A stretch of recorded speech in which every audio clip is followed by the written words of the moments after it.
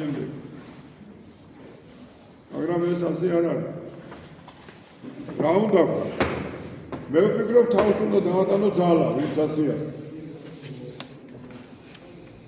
ძალა უნდა დაატანო შენ თავს. უნდა დატვირთო შენი თავი კეთილი საქმეები. ოდა პირველი აქედან იწყება, საიდან იწყება ეს კეთილი საქმეების კეთება. პირველად რომ დაადუმო პირი. ოდა ზედმეტი არ უნდა ვილაპარაკოთ ალბათ. შინაგან ლოცვას უნდა მიეჩვიო აუცილებლად. ძალი იძულების სასუფეველი ასია ზოგჯერ ნათქვა. ოდა ძალა უნდა დაატანო თავს. მაგრამ თუ შენ ძალდატანებას თქვა რაღაცა სიკეთის გაკეთებას ძალდატანებას დაარქმევ და მოგეღრიცება გონება და პოლიციაში წავდა და უჩივლებ დედას მამას და კეთილის უკეთებელს. ეგ უები დიდი პრობლემების წინაშე დგება. აქ უკვე სასულიერო სოდნო და განათლება კი არა, ფსიქიატრიც ხდება. ოდა ძალდატანებისგან ესეთი ადამიანები ვერ მიაღწევენ რა. ეს განსაცდელებით სავსე ცხოვრება და მასტური ცხოვრება ასეთი ჯერ არ ყოფილა. ასეთი არ ყოფილა არასდროს. ძალიან ძნელი იყო ათეიზმის ცხოვრებაში ცხოვრება.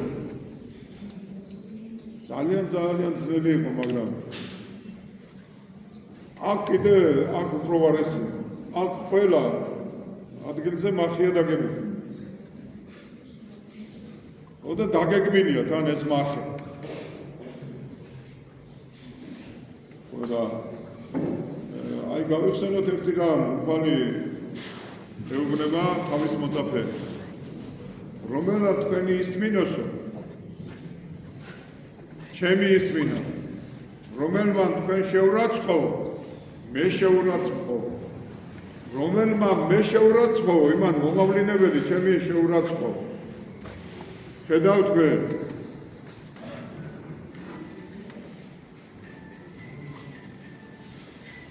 ამიტომ მე ვფიქრობ, რომ თქვენ მოძღვრის მოწაფეები კი არ უნდა გახდეთ. რამა თუ ინდივიდის. თქვენ უნდა გახდეთ ქრისტეს მოწაფეები. უბრალოდ მოხდება ჩვენი თვალის სახით. მაგრამ ეს რევოლუციას კი არ ითხოვს.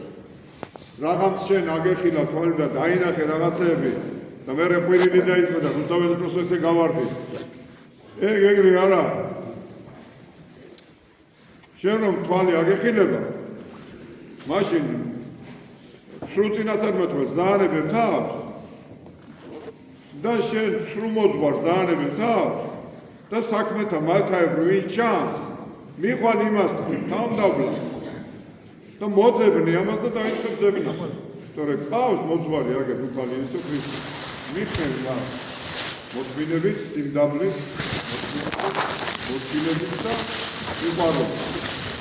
ის მისწრებს სამტვირთს და ვერ მიდის ამ გზით, გოლგოთის გზა არის ეს და წესის გზა არის, ვერ მიდის.